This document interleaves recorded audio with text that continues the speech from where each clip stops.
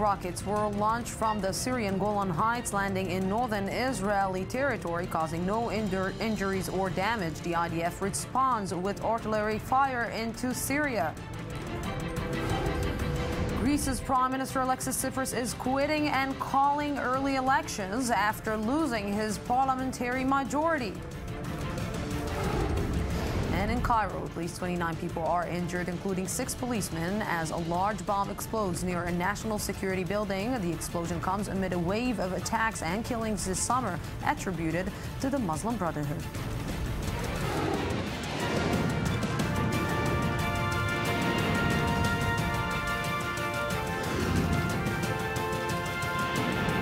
The News Today with Lucy Aharish. Welcome to the news today. 4 rockets slammed into northern Israel this afternoon, landing close to the border with Lebanon. The rockets were apparently fired from the Syrian Golan Heights. Residents of some towns and villages in the north of Israel were requested to remain near bomb shelters. Israel officials have been fearing a flare-up in the north as the Syrian civil war intensifies. The IDF responded to the rockets with artillery fire into Syria. And with me right now here in the studios, Amir Oren, defense and government analyst for Haaretz Daily newspaper. Good evening. Evening, Lucy. Should we be afraid that this is going to deteriorate to some kind of a clash between Israel and Syria, or the same answer like we know always, that Syria has no intentions to get into any clash with Israel right now?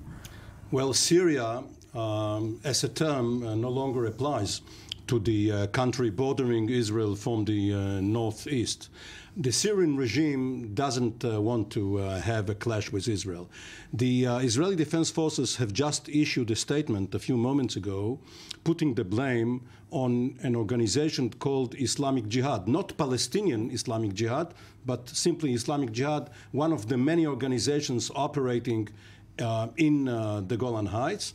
And the Israeli Defense Forces also added that this organization is financed and guided by the Iranians. It didn't say that the Iranians were behind this particular attack, but that the organization is being run by the Iranians. So you have the general situation where you have so many organizations, sometimes in partnership, sometimes one against the other, and this time around apparently it was aimed at Israel. But to remind you that only the day before yesterday, Prime Minister Netanyahu and Defense Minister Ya'alon were up north, and they issued some belligerent statements saying those who hurt us, we will hurt them. And all. So this might be the sort of a reply not intended to hurt anyone, but just a reply by the Iranians and or by Hezbollah to tell Israel, listen, we are here too. Don't think that you have deterred us. We are not afraid of you. We will answer fire by fire. And just according to our media right now, Israeli forces or Israeli jets are attacking some Syrian targets in Syria. Again, not necessarily Syrian targets. The sources of fire in Syrian territory, not necessarily Syrian. So if we're looking, what is the target of these, let's say, groups or these terror cells that are in Syria to drag Israel into the war? Well, they don't want, right now, and you know there is a difference between Al-Qaeda or Jabhat al-Nusra, which is Al-Qaeda affiliated, and the Islamic State. One wants to have it all now, and the other one wants to do it gradually. Right now, none of the organizations want to drag Israel into the war because they want to get rid of each other first. Later on, they will try to liberate Palestine, perhaps, or the Golan Heights. But right now, it is not in the interest of anyone, neither the Iranians, Hezbollah, and the Syrian regime on the one hand, nor Jabhat al-Nusra or the various other organizations. And obviously, Israel, too, wants to keep the status quo. And only a few hours earlier, we talked about an Iron Dome battery being put up in the south for fear of conflagration there. And here we are looking north. And in this specific point, the IDF has deployed two Iron Domes, two Iron anti-missile batteries in the south of the country, near Beersheba and Ashdod, as a precaution in case Gaza militants fire rockets at Israel to retaliate for the Mohammed Allan hunger strike. Although his health is reported to be showing signs of improvement, the saga is far from over. I-24 News reporter Ori Shapira has the latest. Nearly 1 year after Israel and Hamas reached a ceasefire ending Operation Protective Edge, Israel deployed Iron Dome batteries outside the southern city of Ashdod, Ashkelon and Beersheba Thursday.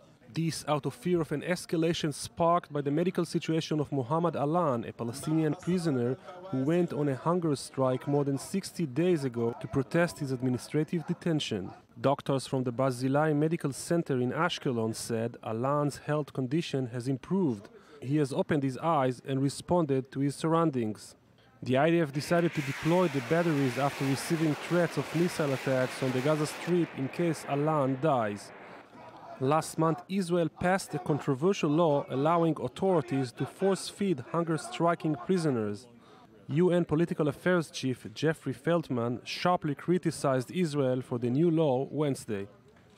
While Israel insists that it has established a careful legal mechanism in order to strictly limit this means of enforcement to instances where a threat to life exists, numerous human rights and medical bodies have questioned whether force feeding merits international standards of medical ethics, safety, and human rights. It is still not fully known how the 64-day hunger strike affected Mohammed Allan, who is accused of recruiting suicide bombers. Whether he'll survive or not is now not just a matter of human rights, but also perhaps the trigger that may lead to the next round of violence in the region. And Amir Oren is still with me here. Let's talk about the South, and let's talk about this specific issue. What are, let's say, the chances that another clash will open between Israel and the Gaza Strip again? Well, there's a double irony there. First of all, the Barzilai Medical Center is in Ashkelon, which was rocketed by Hamas and the Palestinian Islamic Jihad, and this is where Mohammed Allan is being treated. And the city surrounding the hospital could come under attack again. Another irony is that Israel is putting those Iron Dome batteries in order to avoid the need to go on the attack, including by ground forces, should the Islamic Jihad implement its threat. Explain to me these double messages, because on one side we're seeing that Hamas is also preparing a new commando unit because they saw the success in Operation Protective Edge, let's say the success. On the other side, we are hearing about some kind of let's say, negotiation between Israel and Hamas. So what are these all mixed signs that we're getting from both sides, Israel and Hamas? It is not really a paradox, because even though there are apparently negotiations going on indirectly, while this is going on between the political wing of Hamas and Israeli emissaries, the military wing, along with Palestinian Islamic Jihad and other organizations, are probably preparing for the next fight, including to torpedo the negotiations. So Israel doesn't want to play into the hands of the extremists and doesn't want to attack Gaza. It wants to protect the citizens of Ashkelon and Ashdod, and this is a very good and necessary precaution. So if I will try to summarize it, the big picture is okay. If we're looking at this, the details are making problems. The grand picture, even bigger than the big picture, is not okay, because eventually there will be another round. But the big picture for now is okay, and the small picture, as you said, we have to be careful. Have a great weekend. Thank you, Lucy. You too, and in your vacation in Greece. Thank you very much, Amir Oren. Thank you. And we're going to Greece. Greece's Prime Minister Alexis Tsipras is resigning and calling elections for September 20. The Prime Minister was elected in January as a protest against the harsh austerity measures the European Union imposed on Greece, but effectively lost his parliamentary majority after hardliners in his Syriza party rebelled in opposition to a bailout agreement struck with international creditors. And in a short while, Prime Minister Alexis Tsipras will be holding a press meeting and will give his announcement. And of course, we will bring you all the details.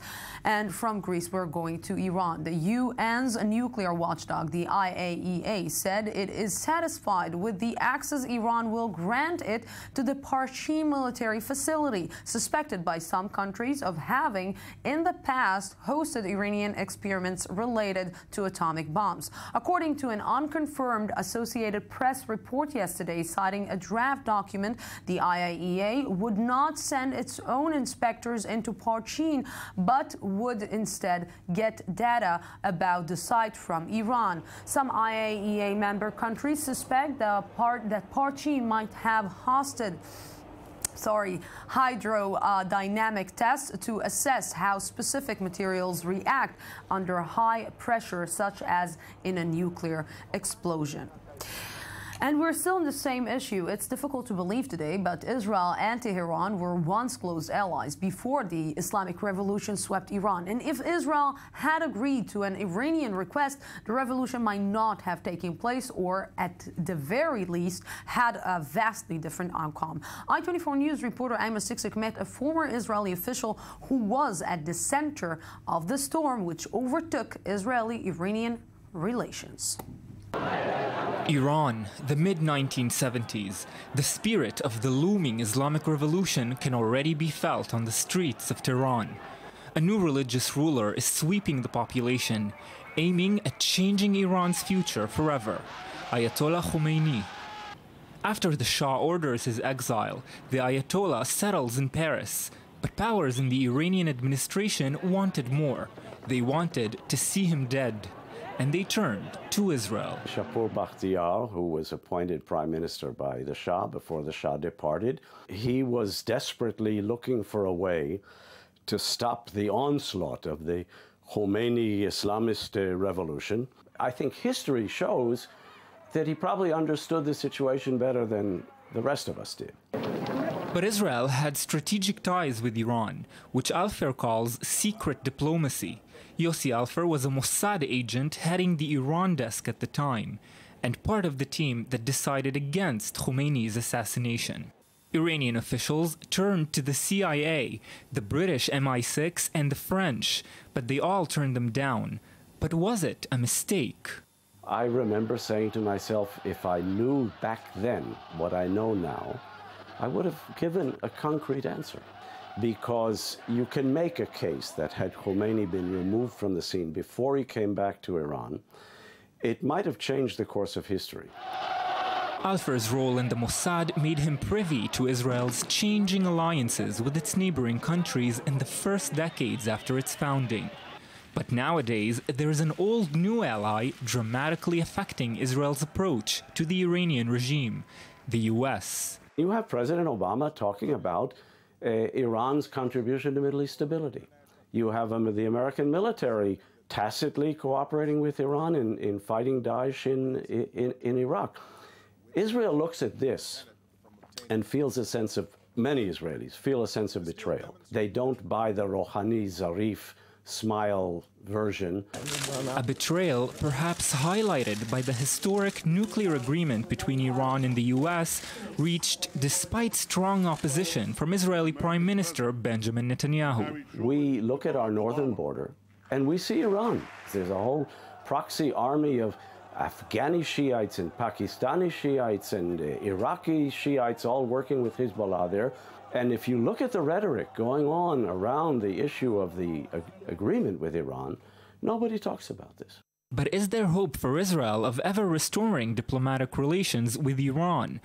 Alfer maintains his optimism. I guarantee you, if a supreme leader, Khamenei, tomorrow turns around and says, you know what, we made a mistake about Israel, we're prepared to talk to them, there'll be a long line of Israelis waiting to go there, do business. But with a warning. When you're dealing with a country like this and you have serious interests there and you want to preserve them, you also should be aware that you need good intelligence on what's going on behind the scenes. Yes, and with me right now here in the studio is Ayman Siksik, I-24 News correspondent. Good evening. Good evening, Lucy. What is going on behind the scenes? This is something that I think that probably we will never know. We will never know. But as far as Yossi Alver estimates, specifically with the Iran deal, the U.S.-Iran deal, he knows and he sees that the Obama administration is worried about the Arab Spring spreading finally to the Gulf countries. The U.S. sees Saudi Arabia as an important and very, very valuable partner. Of course. And if the Arab Spring spreads there, it can't count on Saudi Arabia anymore. So it needs Iran on its side. And what he's saying is it's now overestimating Iran's power as the most powerful presence in the Middle East, the non-Arab country in the Middle East, and it's giving it the same stature that it used to have before the Islamic Revolution, and he's saying this is a mistake. If we're looking, he had some very, very interesting insights also about other countries in the region, because, you know, the Arab Spring maybe left some countries still stable and didn't hit them, but all the geopolitical situation, he has a different, let's say, perspective on things. That's right, specifically Syria. He sees what's going on in Syria and the Arab Spring there, and he's saying Israel has so far dealt with it in a very, very correct way as far as he can see it, by not involving itself in any way. Not in Libya, not in Egypt, despite its ties with Egypt and the importance of the peace agreement between Israel and Egypt. But he is saying that Syria could be the test case for Israel's patience and lack of interference because of the Druze community in Israel and the Druze community, of course, within Syria that's suffering now under the air bombings from the US, under the spread of Daesh. The Druze community, and we saw this in recent months, within Israel is expecting Israel to do something to protect the Druze within Syria. So basically what he is saying, that in a case that Israel will be dragged to it because of its Druze, let's say, community, and what is happening with the Druze community in Syria, Israel will have to be involved, or will have to find some kind of a solution not to be involved, or to try to find a solution to calm things down? Well, so far Israel has been very good at finding awkward solutions. It has been letting Kurdish fighters in for treatment here, and that of course dragged a lot of violence from the Druze community here over the past few months, but it has not been involved militarily in any way. But we have to remember the Druze community in Israel, they enlist to the IDF, they contribute to the country militarily, they expect the same thing back from Israel. How long will they wait before they really demand this from Israel? We don't know. Yeah, when you shake a hand, you need another hand to shake it, and this is sometimes what people forget. But Ayman Siksik, thank you very, very much for this. Thank you. And another sign of warming relations between Iran and the West, the United Kingdom, is to reopen its embassy in Tehran this weekend 4 years after it was closed when demonstrators stormed it. The embassy will be formally reopened by British Foreign Secretary Philip Hammond, who is traveling to Tehran in the first visit there by a British Foreign Secretary in 14 years. And we're going to Turkey. Turkey's President Tayyip Erdogan has dreamed of a new Turkey, a Turkey which might not be a new Ottoman Empire, but would be accorded the same status and prestige. Today, that dream is vanishing. I-24 News correspondent Eli Ochenberg explained what happened. It was less than a year ago when Turkish President Recep Tayyip Erdogan inaugurated the lavishly overindulged Aksaray, or White Palace, located inside the Atatürk Forest Farm in Ankara. The building of the new palace was yet another part of Erdogan implementing his new Turkey vision aimed at reviving the glory days of the Ottoman Empire and, just maybe, seeing himself as a modern-time sultan. Today, the old ages are over, and the new era is starting, the era of a new big Turkey that will carry the spirit of the beginning of the Republic. But in recent months, it seems that Erdogan's dreams of a new, stronger-than-ever Turkey are slowly fading away. He has no one to blame but himself and his policies. Unfortunately, Turkey has not been able to form a new government up to now. Our solution, as usual, is to submit to the national will. Erdogan announced Wednesday that he will not renew the mandate for forming a government he gave to Prime Minister Ahmet Davutoğlu and will rather move towards a fresh round of elections in the few upcoming months. In order to understand Erdogan's rationale, or at least try to, it's necessary to start from the beginning. The Turkish leader was almost ecstatic back in 2011, when it seems the Arab Spring momentum would sway the Syrian nation and topple its dictator Bashar al-Assad. Turkey then sided with the rebels and allowed thousands of fighters to enter the Syrian war zone through its border. Among them were those who joined the Islamic State. Bu destek Türkiye'nin gözünü başka tarafa çevirmesi. By closing her eyes, Turkey helped thousands of foreigners come to fight in ranks of the Islamic State, and that is why we suffer from this sadness that we live today. Yet recently, after years of both active and behind-the-scenes backing, Erdogan decided to join the Western trend and fight against IS, opening its bases to U.S. warplanes. Unsurprisingly, it didn't take long for IS to declare war on its new rival. Yes, the traitor Tayyip Erdogan sold Turkey to the racist PKK and the Crusaders. Turkish people, without losing any time, you have to rebel against these atheists, Crusaders, and these infidels. Yet Erdogan's main obsession is not IS, but the ones who are most effectively fighting them, the Kurds. It all reached a peak when the Turkish government launched a ruthless campaign against the PKK last month, effectively demolishing the fragile ceasefire which was signed in 2013. According to security sources, until now at least 440 suspected PKK militants have been killed and 400 others have been injured in operations. The Turkish president now hopes that his war will help him in the polls, but no one can guarantee that the surge of support for the pro-Kurdish HD party ahead of the June elections, which cost the AKP its absolute majority, will not increase before the next elections, leaving Erdogan empty-handed and his fantasies on changing the constitution to secure his power unrealized. And with me right now here in the studio is Ellie Ochenberg, diplomatic correspondent for the News Today. Good evening. Good evening, Lucy. And also George Heavy, Middle East expert at the Ben-Gurion University. Good evening. Thank you very much for joining me. So let's start with you. George, how come Turkey got to this point? What brought Turkey to be involved in so many fronts and not being able actually to improve itself? Well, I think it's pretty clear, although it seems very complicated. I think President Erdogan took Turkey to the precipice, took Turkey to the edge of everything, actually, by deciding he doesn't want to accept the vote. He wants to be a president with all the powers, and he doesn't want to be accountable to a parliament and a government that is not entirely under his influence. So I think everything is done in the last few weeks, perhaps, since June, since the elections in June, is intended to do one thing, to change the results of the previous elections. And that's where we are right now.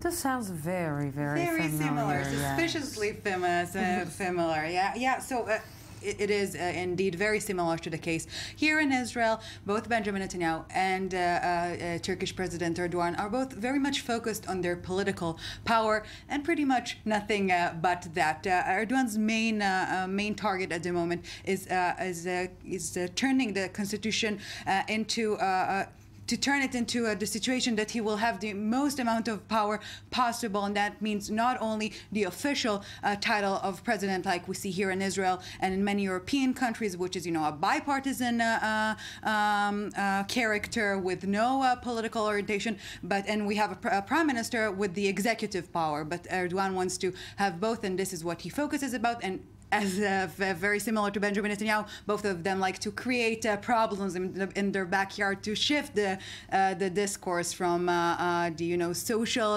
issues, economic issues, into the power and security matters. In the case of Benjamin Netanyahu, it really worked out for him because he won in, let's say, in a big, he swept the voters. Absolutely. But can it work for Erdogan?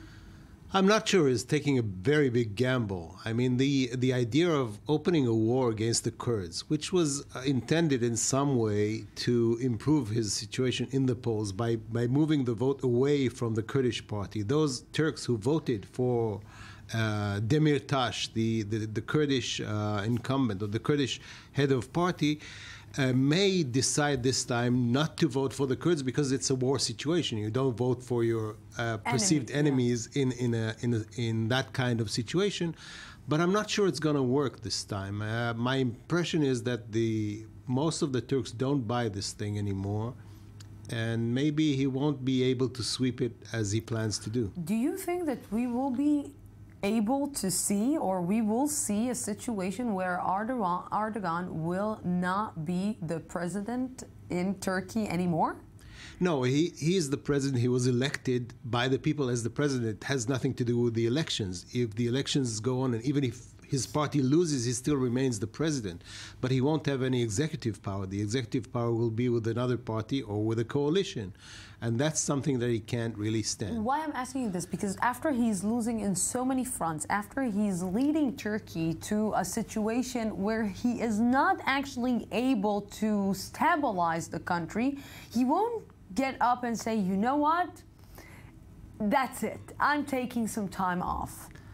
That's not the kind of character that Erdogan is. I mean, I'm sure he'll find any way in the book to change the election results, to make sure he holds on to power, to find ways to, even if there's a coalition of another party, to make sure that he has the final say on things. He's not the Kartik to say, okay, I'm sorry, I've lost, I'm going down, and find somebody else. There's even a sense of greediness in this second round of elections, because the AKP won 41%, but they want to rule solely with no coalition partners, again, as you said, so they will have the power only to themselves, and it's very much befitting to Erdogan's character, wanting to centralize all the power in his own hands. Not centralized, you know, I'm looking at Turkey. Turkey once was maybe the symbol of, let's say, the liberal Muslim country, that secular. Today we can say it about Azerbaijan maybe, but we cannot say it about Turkey. And he is leading the country to a place, a very religious place.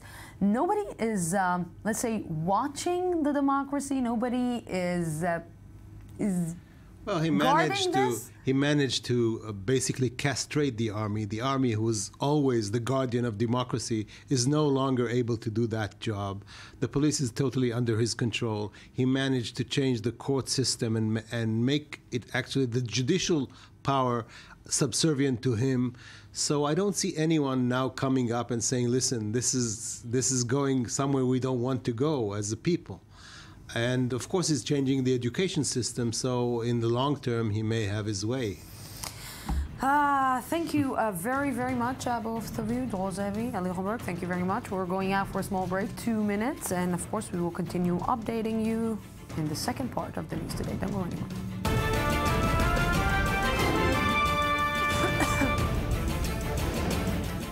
Rockets were launched from the Syrian Golan Heights, landing in northern Israeli territory, causing no injuries or damage. The IDF responds with artillery fire into Syria.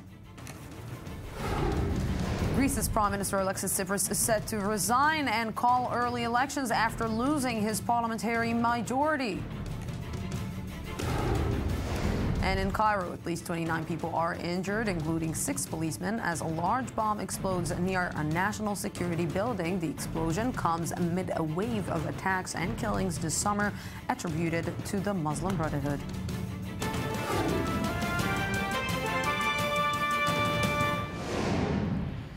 Welcome back to the news today. We begin this morning's coverage in Cairo, where a car bomb exploded in the early hours in the morning, injuring 6 police officers. So far, no deaths were reported and no one claimed responsibility. This week, President Abdel Fattah al-Sisi approved a new anti-terror law as the country is repeatedly hit by attacks, most in northern Sinai, by Islamic jihadist groups. I-24 News reporter Laurent Issou has more.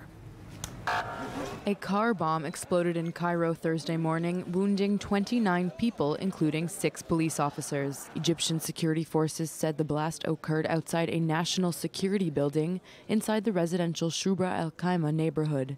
and that a burned car was found at the scene of the attack.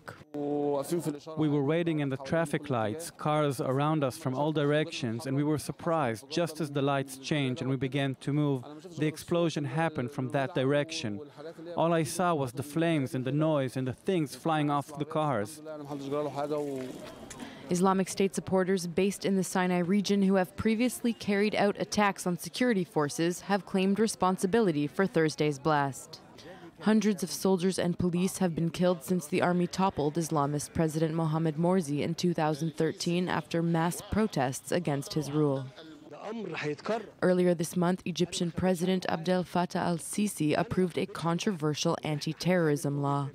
Special courts and a new standard of punishment will be implemented in the face of a 2-year-long Islamist insurgency that aims to topple his government. Some fear that the wake of this new legislation will harshly affect the media as well. And with me right now is Ambassador Itzhak Levanon, former Israeli ambassador to Egypt. Good evening. Thank you very much for joining me. Good evening. Pleasure. All the terror laws, and all the war that he declared against the Muslim Brotherhood, against terror, it's not helping Abdel Fattah al-Sisi. It seems that they are not backing from their aim. Lucy, let's try to simplify the situation. We have two kinds of terrorism in Egypt. The first one is led by the Muslim Brotherhood or the acolyte of the Muslim Brotherhood or the supporters of the Muslim Brotherhood, including the young generation. And this is a kind of terrorism inland in Egypt. You have the other kind of terrorism led in Sinai by Ansar Beit al-Maqdis, which are loyal to the ISIS, Daesh. This is another kind of terrorism, but both have the same objective, is to shake, the government of al-Sisi and eventually to bring to the demise of statehood in Egypt and to create the caliphate, etc. So Sisi is struggling into two fronts with different weapons and different kind of, let's say, possibilities. With the Muslim Brotherhood, he used the law, put him in prison, tribunals, jail, whatever. In Sinai, the vehicle that Sisi preferred is to use the army and the military might. Now, the problem is that it seems, or it looks like, the people from Sinai, Daesh, etc., they have preferred to use the car mobs, because it is easy. You prepare the car in Sinai, you drive the car through the Suez Canal and, the bridge, Salam Bridge, or etc., you reach Cairo easily, and you can put the car whenever you want. And this is what happened this morning. We had one driver stop on the red line. Behind him, there were a motorcycle. So he jumped from the car, took the motorcycle, and disappeared. And boom, you have the explosion. We have seen it, in the past, in Sheikh Zoued, against the prosecutor, the chief prosecutor, against the Minister of Interior. We have seen it against, the police stations, etc. So this is the kind of weaponry that the Muslim Brotherhood do not use at this stage. It is only the ISIS and Daesh. Ambassador Itzhak Levanon, thank you very, very much for this. Thank you. One of the world's tensest borders heated up today. North and South Korea exchanged artillery fire, sparking fears of a full-blown conflict between the two bitter enemies. I-24 News reporter Michael Friedman sums up. North and South Korea were on high alert on Thursday after the North allegedly fired a shell at a South Korean loudspeaker that had been playing anti-Pyongyang broadcasts. And the South responded with artillery fire, sparking fears of new tensions in the Korean peninsula. Our military detected the North firing shells towards the southern area military demarcation line on 2 separate times, at 3:52 p.m. and 4:12 p.m. on August 20th. Therefore, our military in response fired tens of rounds of 155 caliber artillery. Our Korean military immediately raised an alert status to the highest level and is closely monitoring movements of North Korean military. We're also maintaining our military readiness to strongly respond if there is any further provocation by North Korea. Last week, North Korea demanded that the South halted its anti-North propaganda messages or else face military action. The resumption of the broadcasting is a direct action of declaring a war against North Korea. An estimated 80 residents in Yeoncheon, the South Korean town where the shell fell, were were evacuated to underground bunkers, while officials instructed residents of the nearby border city of Paju to stay home. The South Korean president also instructed top defense officials to react firmly to North Korean provocations. The current escalation of an already tense situation in the region is being closely monitored. And we're going right now live.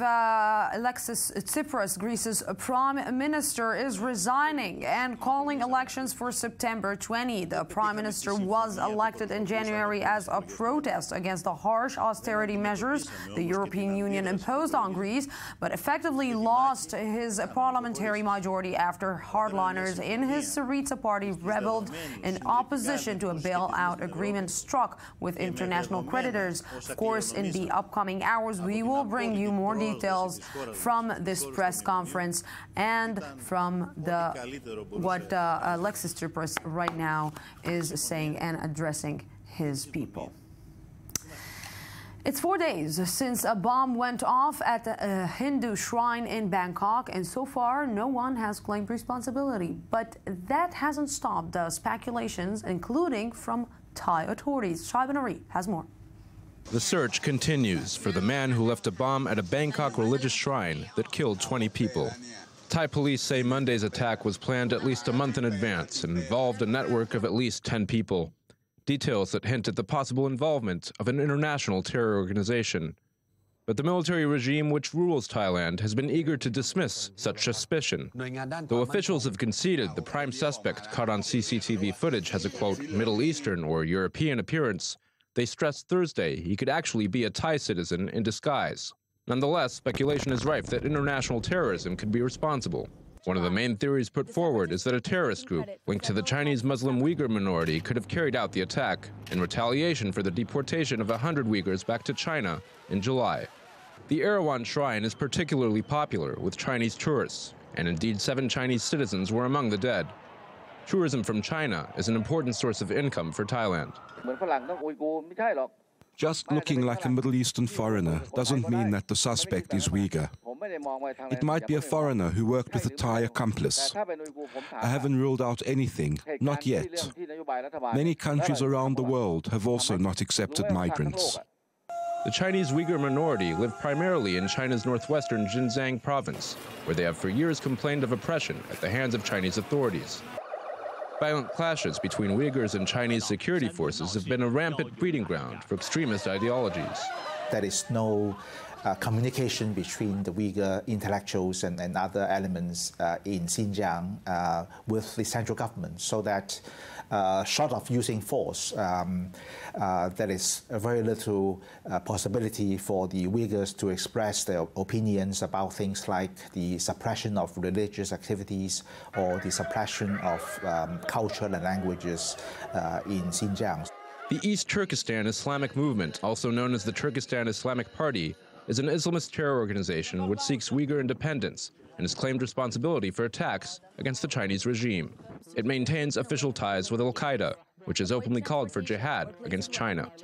The Muslims will fight against the Chinese occupation until they meet Allah. Jihad in the cause of Allah is obligation upon every individual amongst you, just like prayers and charity, and it is the only solution for salvation from the Chinese occupation. In recent years, many members of this group have been taking part in the Syrian civil war, fighting the Assad regime alongside the Nusra Front. Al-Qaeda has been active in Southeast Asia for more than 20 years. In 1994, Khalid Sheikh Mohammed, who would later plan the 9/11 terrorist attacks, arrived in the Philippines to work with his nephew, Ramzi Youssef, on what came to be known as the Bojinka Plot, a plan to assassinate Pope John Paul II in Manila and explode 11 airliners in mid-flight from multiple Asian airports to the U.S. Though the plan never came to fruition, Al-Qaeda later funded the 2002 Bali bombings, which killed 202 people. It was carried out by Jamaah Islamiyah, whose leader, radical cleric Abu Bakr Bashir, pledged allegiance to the Islamic State terrorist group from his prison cell exactly a year ago. And to answer the mystery, with me here is Shai Ben-Ari. Good evening. Good evening, Lucy. So, Shai, you know, back then, when we studied about Asia in school or in the university, I don't remember that Thailand had specific enemies outside Right. Most of Thailand's problems, and there are many, have to do with internal struggles within the Thai state, which has known a lot of instability despite being a very attractive target for tourists over the years for many generations already. It's interesting because earlier this week, the Thai military regime, which rules the country, was pointing a finger very clearly at one camp, at one suspect, the Red Shirt camp, basically, which is its main political rival. Sections of the Thai military do identify with the Yellow Shirt camp, with the other political camp in Thailand, which generally represents the middle class, the upper class, the ultra-royalists. The red shirts are more popular with the rural populations in the north. But that whole notion has actually faded into the background a bit just because it is very unconvincing. When you talk about the target, which is a religious target, a Hindu and Buddhist shrine that many Thais go to, that many tourists go to. It's a very popular tourism target for Chinese people. Because of all this, and because of the classic examples, classic hallmarks, let's say, of this terrorist attack, which point at the characteristics of an international terrorist act, you're talking about the type of explosives, of the amount of fatalities, this kind of thing, that needs to be reconsidered, that perhaps this is a case of international terrorism. So if we are talking about international, if it is an international, let's say, case, international terror case, if we're taking the other, let's say, side, that it's a home ground here, looking at the world, looking at France, looking at Britain, looking at the United States, looking at Israel, looking all around the world, seeing that each and every country is able or trying to be able to face these home ground terror, Thailand doesn't have any measures to deal with it? The thing is, Thailand, despite all sorts of threats that have popped up over the years, there were Iranian terrorists active in Thailand. The Thais do not have a lot of experience dealing with these kinds of threats, and they are not very effective when it comes down to it. There were a lot of contradictory statements coming out of the Thai authorities. There was a lot of, let's say, chaos on the ground. The main attempt right now by the Thai authorities seems to be to deflect any sort of idea that this was a target of Chinese tourists being a target, because of the fears that this might hurt tourism in Thailand. Shaban Ari, thank you very, very much for this. Problem.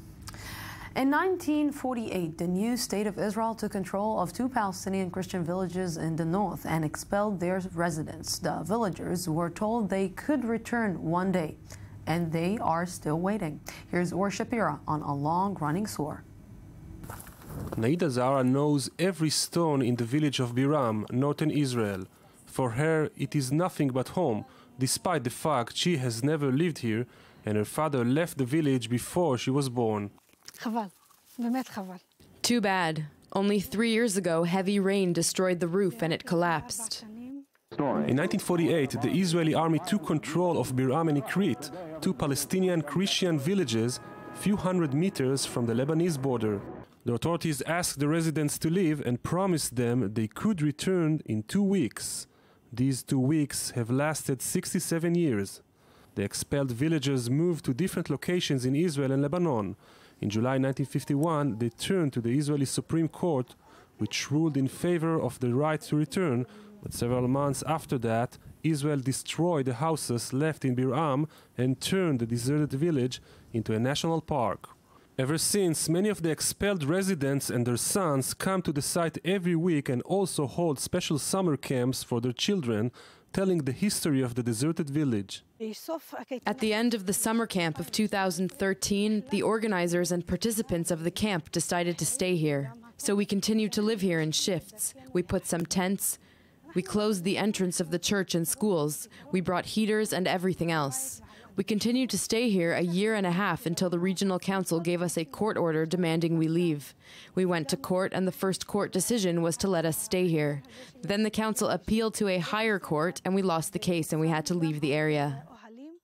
67 years later, the descendants of Ikrit and Biram evacuees are still looking for justice.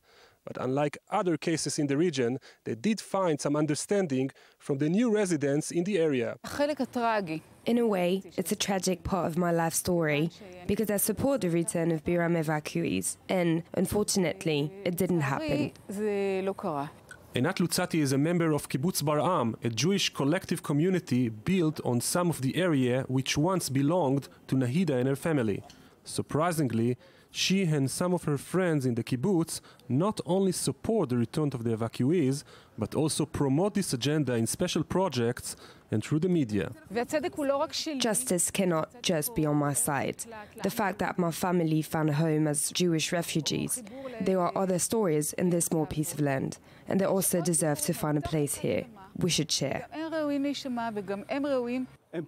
These people didn't resist the evacuation. Retrospectively, they left their houses after being deceived. This is an injustice that can be fixed, and I, as a resident of this area, like this injustice to be fixed. Some may expect Nahida to reject this gesture, but she welcomes it. It's true that they sit on our land and work on our land, but it doesn't stop us from having a human dialogue when they don't just acknowledge the injustice, but they also work in their way to fix it. During our trip, I asked Nahida if she really thinks it's realistic to re-establish the village after so many years. Funny question coming from a Jew, she answered. You waited 2,000 years to return to your homeland. For us, 67 years are nothing. Yes, and with me right now here in the studio is Uri Shapiro. Good evening. Good evening, Lucy. Thank you very much, first of all, for a very beautiful, amazing piece. Thank you. But let's talk. How come Israel is not fixing this this case after 67 years? Well, Lucy, you have to remember that not everybody in Israel resists the return of the evacuees. Actually, in 1995, a ministerial committee led by David Libai, the former Minister of Justice, discussed about the issue, and they recommended the return of the evacuees. Unfortunately, Yitzhak Rabin, former Prime Minister, was assassinated that year, and the next government rejected the recommendations. You know, I'm trying to understand why Israel won't like to fix this past, because what? It will create some kind of, let's say, case for the Palestinians in the West Bank, or it will change the, let's say, the narrative that nobody wants to talk about, like, for example, the Nakba of 48. Well, perhaps both. I think many in Israel think it could be a dangerous precedent that may lead to other cases. We have to remember that around 5 million Palestinian refugees live abroad and in Israel. So if we're looking basically in this specific issue, because we're always seeing that the Palestinians in the West Bank are always using the case of the Israeli Arabs who are living inside Israel, and they are combining the two together, although Israel doesn't want to see it. And maybe this can actually lead to some kind of a demand from the Palestinian who are living in the West Bank. Could be, and it's interesting because this case is very unique. First of all, they are Christians.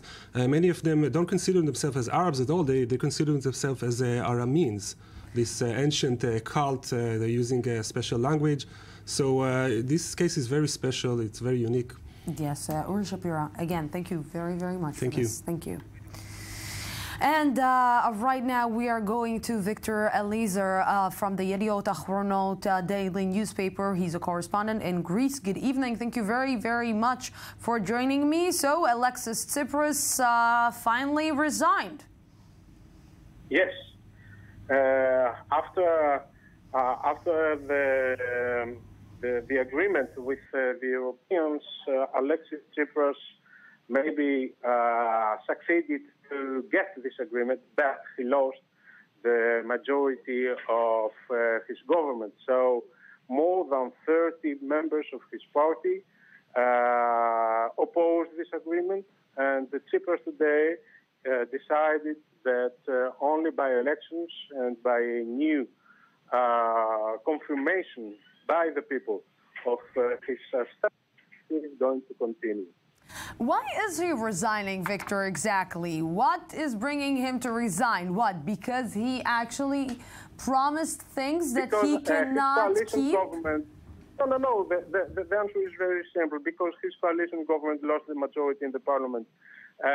He gets the support only from the opposition parties, and only by this way he succeeded to pass the agreement from the Greek parliament. So he knew that he could not continue to implement the conditions of the new memorandum with the Europeans without having the majority for his government. Victor, in such a shaky situation right now in Greece, what are the chances that it actually will deteriorate even further? Because when we don't see a prime minister is actually... Yes. Very good question. Look, I think that Tsipras preferred the interest of his party and not the interest of his country. Why? Because although the parties or the main opposition party, Nea Demokratia, and the centrist party, Potami, and the Socialist Party offered to Mr. Tsipras their support, and moreover, they told him, please do make a government, and we are going to support this new government for implementing the conditions of the new memorandum. Tsipras didn't agree to such an offer and decided to go to elections with all the very hard and negative consequences on the Greek economy. Yes, Victor Eliezer, thank you very, very much for this phone call with us. And right now here in the studio with me too, Greece's situation is pretty bad, but here it's really heaven on earth. And with me to agree about this is Hani Zubeida and Elia Khomber. Good evening. Good evening. Good evening. The political situation here is amazing. We're going to call this item Thursday pressure. Honey, is really. Okay, I have you no have words. 5 minutes. Wow. So, guys, where do you want to start? We were thinking to start with the most, I don't know how to call it, probably the most unbelievable oxymoron that is happening in the Israeli politics. While we have a narrow right government, the narrow right government is suffering from the right voters who are saying that it's not doing what it's supposed to do. The right voters are not happy with the situation of security. They're arguing that the government is not maintaining security, their own security, personal security and spatial security at a decent level. They're not happy with the way the government is building or not building in the occupied territory. They're not happy with the leftiness of the right government. They're not happy with various aspects of the government. And the last few days have shown us that we have a problem. We have a wave of terror which is extremely low, but is extremely constant, and they don't know how to solve it.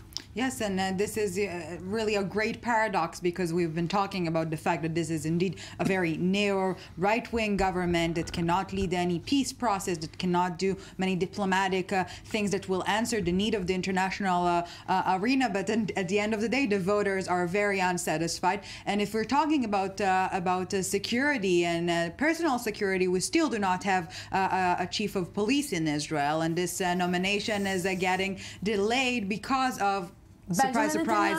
Exactly. But how come he is also controlling this? The prime minister. What he does lately? What he does lately is he cuts off almost all of his ministers. Yeah. And in this last notion, he cut off the minister of Interior Security. She was just sitting about Erdogan and talking about Erdogan wanting everything to himself, and she just I was about to say Erdogan, not Erdogan. Same. Erdogan. Same but different. Yeah, exactly. Unbelievably so, Benjamin Netanyahu decided to meet the next candidates for the chief of police.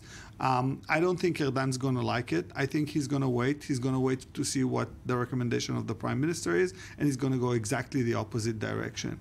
If Netanyahu's going to pick someone... Originally, it is supposed to be a professional nomination, not a political one. It's not the, an irrelevant job like the UN ambassador, for example. Yeah, it's an important... I'm joking, of course. No, I saw Hani's face. That. Yeah, he needs to orchestrate all the sexual harassment and so on and so forth. So yeah, something like that. But there is a problem, because we do not have a chief of police, and the former one finished his role last month already, and the temporary replacement is due to finish his own term in a month from now, and there's still no sign of a solution. Let's talk about the biggest scandal this week in the Israeli parliament. Please don't say Tamar Zandberg. Tamar Zandberg sleeveless shirt, and everybody took this, and actually it was a spin being committed from the media and not actually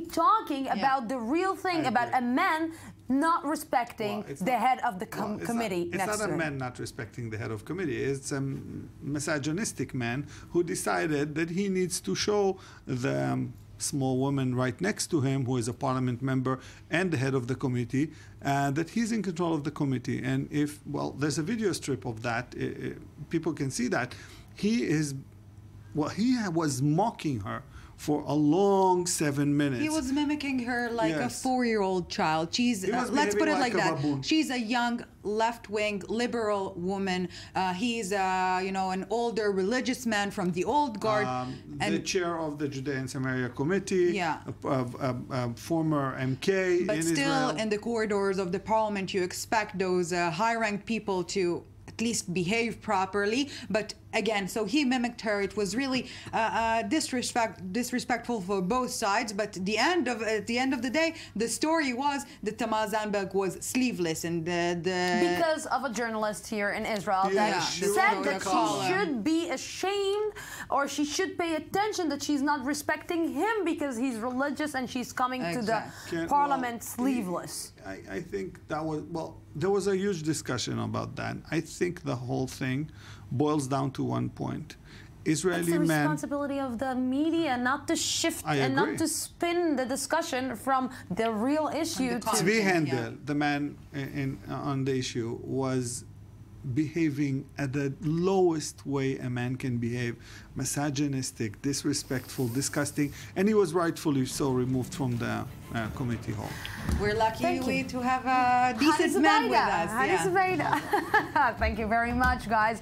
We're going out for an update from our news desk, and then we will be back for the third part of the news today. Don't go anywhere.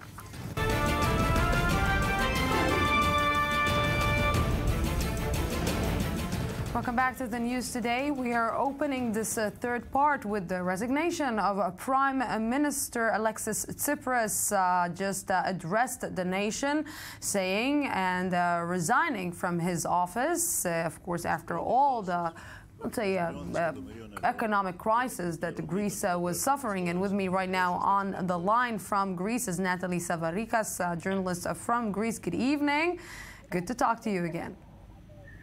Good to be with you again. So, Natalie, what were the highlights of his speech right now? Well, I think he just wanted to explain why he's taking this really radical decision of heading to elections. I mean, the Greek public, as well, I think growingly the world understands that the growing rebellion that Syriza faces within his party is leaving him with little options if he wants to implement the tough reforms ahead, included in the third bailout.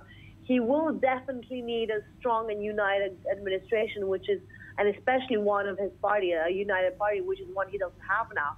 Of course, in his speech, he changed that a bit. He said that when he got elected in January, he got elected to put an end to austerity.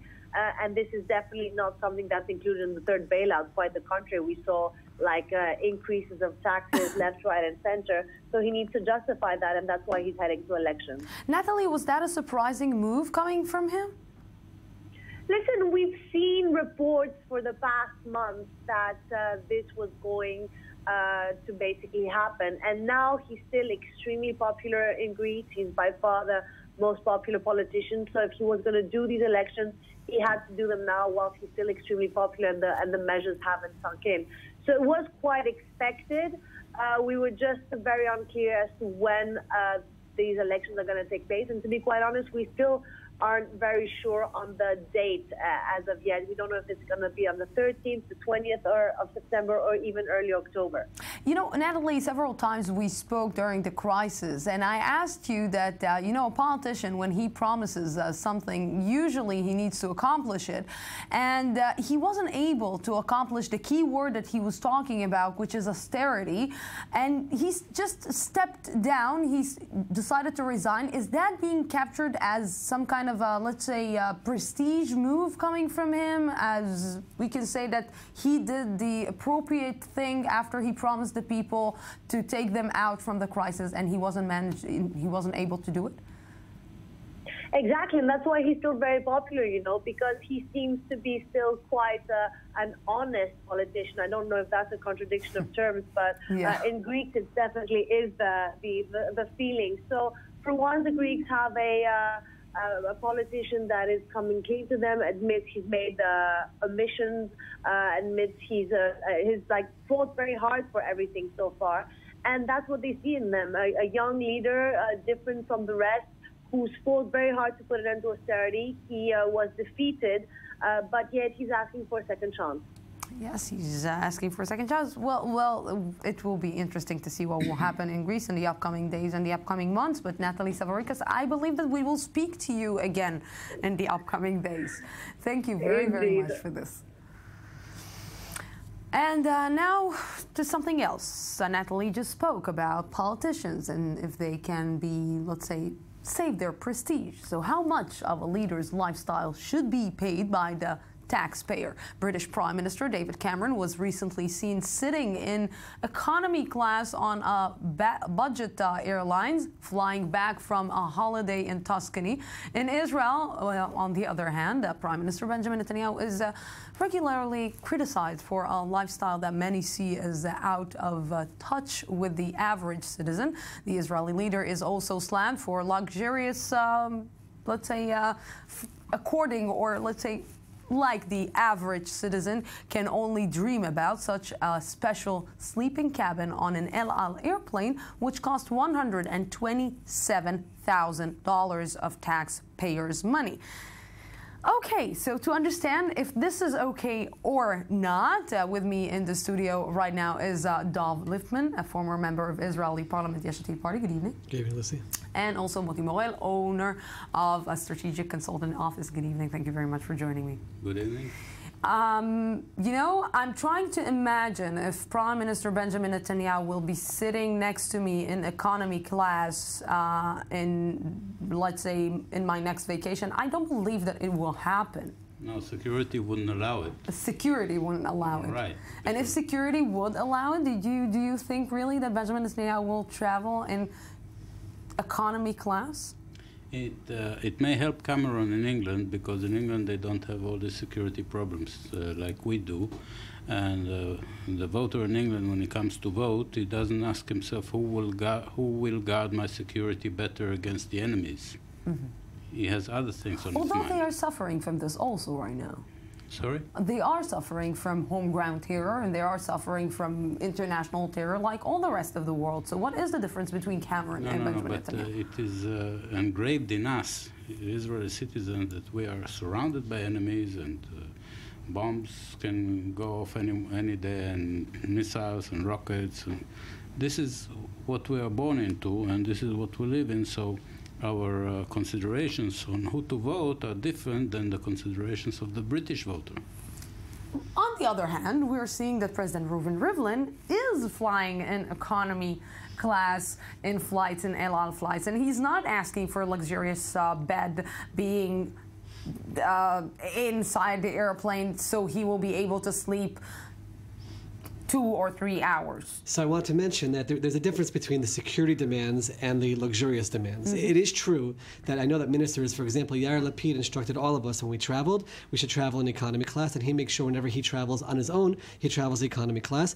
There was a demand from the security that the ministers travel in business class. There's a difference between being in business class and then asking for a special cabin for a bed. I happen to have been in business class one time. I slept very, very nicely, and the Prime Minister needing to sleep before he gets to London doesn't mean you need to have your own bed and your own room. I think that there is a point where you cross that line, and that's something which people can't tolerate. People aren't saying we expect the Prime Minister to be exactly like us. They understand that there are expenses, but it's crossing the line. It's crossing the line to certain things, and that was the ice cream fiasco as well, where people don't have a tolerance for that. They can understand security, they can even understand comfort, but you can't cross that line. I think that's the problem Netanyahu got into. You don't think that Prime Minister Benjamin Netanyahu crossed the line? The right, the left and center voters may feel annoyed by it, But the right-wingers, when Netanyahu said the Arabs are coming, they forget everything. So they forget the bed, they forget the ice cream, they forget everything. Yeah. So how come? How come when, let's even take it to another stage, because the right-winger voters usually are suffering from really bad economy. They are the, let's say, lower class, in Israel at least. Right. They are actually feeling the bad economy in Israel, and still they are seeing the prime minister that they are voting for traveling and spending big amounts of money on nothing, and still they are voting for him. How it's working? Only because of the Arabs? Yeah, they vote. Feeling really flattered about this. What they vote, they never vote for something, they vote against something. They vote against somebody or something they hate. And hate is a very strong motivator in voting. So that's what the right wing has been playing on for decades now. What bothers me about the conversation, though, is we're talking about what will get people to vote or not vote. What about what's right? Why doesn't that come into the question? I don't know if David Cameron's PR crew sat down and had a strategic meeting. That picture seems to be taken by somebody else on the plane. There's a point where there's something which is just the right thing to do. And I think that I would hope that we'd have leadership which would make decisions based on that and not simply by, hey, if the voters don't mind, let me live it up and take more taxpayer money. I don't believe all of our leaders are that way. I was surprised when I got to the Knesset to realize how many people are in it on all parties because they want to make a real difference. And I think that sometimes we get a bad name as politicians because of that, but we get the bad name because of those kinds of stories and because of the corruption, because of the people that do take it too far. So what happened to our leaders? Because we remember Begin, Ben-Gurion, even Golda, you know, Rabin, except, let's say, the scandal of his wife, but they didn't, like, showed off. They didn't, like, go out and actually pay 10,000 shekels, which is around $2,000 a week for ice cream. What is happening to us? There's that famous picture of Menachem Begin sleeping on the two chairs in the plane. I don't think we're in that point. I don't think, and I'm not going to just say Netanyahu. I think that leaders in general, they would fly at the very least business class and have a bed of some kind. I do think that there's a point where you can get caught up in power and you can get drunk in it, and this is on all sides. I'm not putting the blame on one person or the other. I do believe that there are people still out there who are in it for the right reasons, and I just hope the population could see that and could start using that as a litmus test for the kind of leader that they're going to have.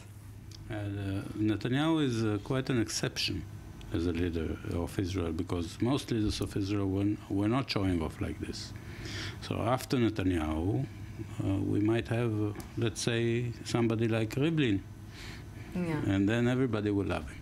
Yeah, but if we're looking, for example, because of Ehud Olmert, I don't know if Ehud Olmert, former Prime Minister Ehud Olmert, even imagined that one day he will be Prime Minister and he will be caught with everything that he has done or all the deals, the bad deals that he has done, and now he is being sentenced for them. But, you know, I'm asking, how are we still voting for people who are not? Because usually when I'm looking at politicians, when I'm looking at the representatives in the parliament, the people who represent me, I want them to give me some kind of, you know, level, certain level that I want to inspire to, and I don't see it. I agree with you, and I agree with my colleague over here that Netanyahu pushed the right buttons and got into office, and people lost all of that, meaning all the complaints and all the things which you hear even from right-wing populations, it all got lost when the fear factor came into play. But I do believe that the leaders are there. I met people on all parties who believe ideologically, they believe passionately, they want to lead for the right reasons, and those are people who are not going to be asking for beds in their plane, and they're not going to be spending the money on the ice cream. They'll be doing it for the right reasons, and I think the population can be happy. Hopefully, when elections come, we can tap into that and inspire people to believe that. What is happening in the United States, for example? What is happening in what respect? In this specific case, because, you know, if we're looking at Barack Obama is a really popular guy. He's not. He's not popular anymore, but any American president has his own private plane, you know.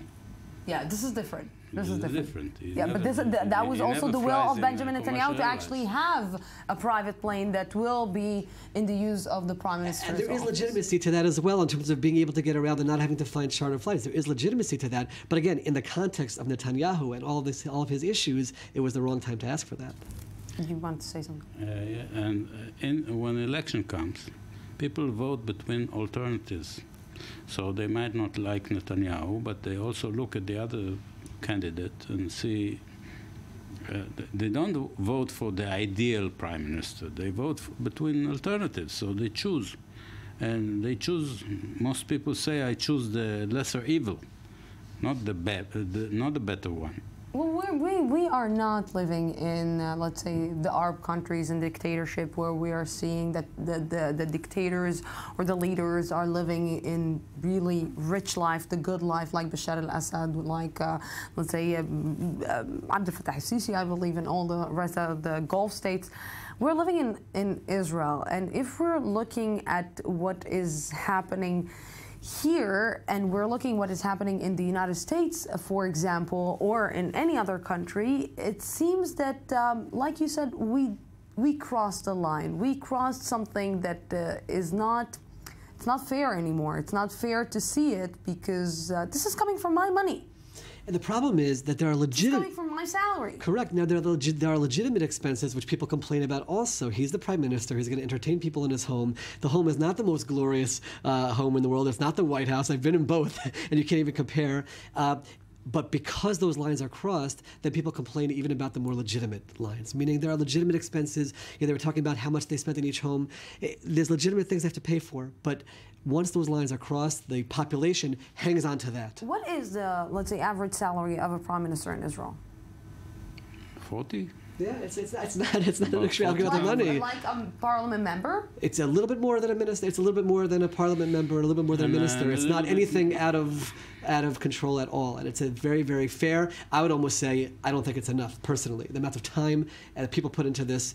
People don't realize that. We got a lot of criticism as members of Knesset even. People were saying, oh my goodness, it's legitimate. It could be even more. But again. But it doesn't pay for his food. He doesn't pay for all the expenses that a normal family pays for out of their salary. Correct, that's true. Because he has his own He could pocket the money and save it in a bank, the salary. Right. Because everything else is taken care of by the state. And if we're looking at the presidential in the United States? Same type of arrangement, a few $100,000, and again, he's not paying from that money for the food every day and the like, and certainly not for travel. Again, I think that you're the prime minister of a country, you're the president, you should be paid appropriately. It shouldn't be way out of control. I think the issue is, though, when they start asking for things that are beyond the norm. That's where I think people don't have a tolerance for that, and then they say everything's bad. But let's not feel sorry for neither Barack Obama or Benjamin Netanyahu, because after their position, after they will stop being who they are, they will earn a lot of money from lectures. So we're not feeling sorry for them. Not feeling sorry. Gentlemen, thank you very, very much for this. Pleasure. I won't be able to pay for this lecture for sure. And that's it for this week. We will get back to you next week from the Jaffa Port, Israel. Have peace. Have a great night.